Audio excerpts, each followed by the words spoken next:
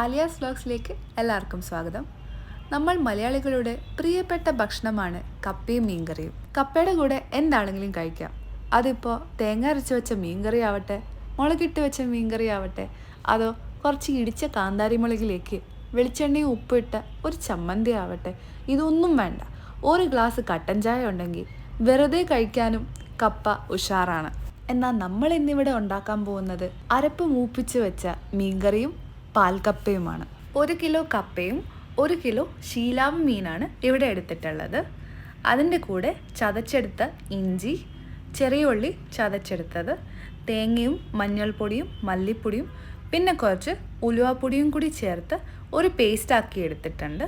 പിന്നെ വേണ്ടത് പച്ചമുളകും കറിവേപ്പിലയും പുളിവെള്ളവും പിന്നെ കുറച്ച് ചതച്ചെടുത്ത വെളുത്തുള്ളി.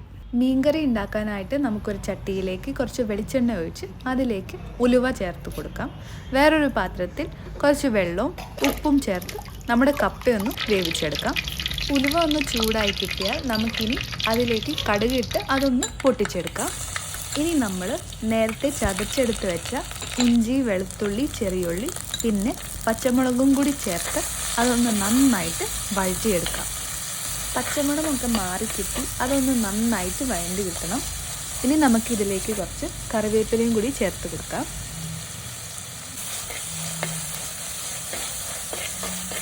ഇനി നമുക്കിതിലേക്ക് നേരത്തെ അരച്ച് വെച്ച തേങ്ങാ പേസ്റ്റ് ചേർത്ത് കൊടുക്കാം. ഈ മസാല ഇനി നന്നായിട്ട് നമുക്കൊന്ന് വഴറ്റിയെടുക്കാം. കുറച്ച് വെള്ളവും കൂടി ചേർത്ത് കൊടുത്ത് ആ എണ്ണയൊന്ന് തെളിഞ്ഞ് വരുന്നോടം വരെ നമുക്കിത് വഴറ്റിയെടുക്കണം. കണ്ടില്ലേ ആ മസാലയുടെ കളറ് മെല്ലെ മാറി വരുന്നത്? പേര് പോലെ തന്നെ ആ മസാലയൊന്ന് നന്നായിട്ട് മൂപ്പിച്ചെടുക്കണം. ഇനി നമുക്കിതിലേക്ക് കുറച്ച് ഉപ്പും കൂടി ചേർത്ത് വഴറ്റിയെടുക്കാം. മസാല ഈ ഒരു പരുവത്തിലായി കിട്ടിയാൽ നമുക്കിനി ഇതിലേക്ക് പുളിവെള്ളം ചേർത്ത് കൊടുക്കാം.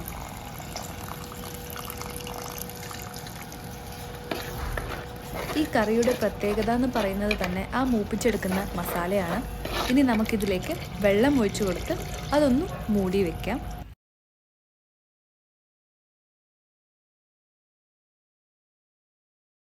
വെള്ളം ഒന്ന് നന്നായിട്ട് തിളച്ച് കിട്ടി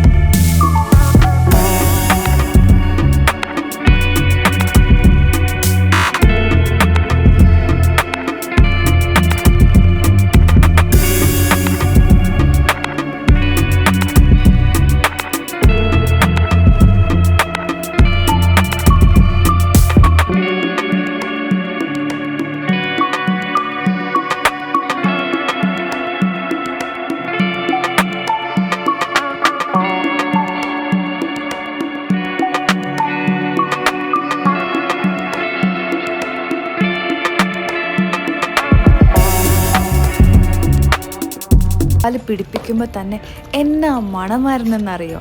ഉഫ്, അതോടെ തന്നെ എൻ്റെ വയറിൻ്റെ നിലവിളി തുടങ്ങി.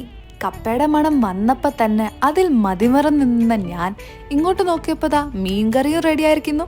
ഇനി എനിക്കൊട്ടും കാത്തു നിൽക്കാൻ വയ്യ. രണ്ടും കൂടി ഒരു പ്ലേറ്റിലിട്ട് അതൊരു പിടി പിടിക്കുക തന്നെ.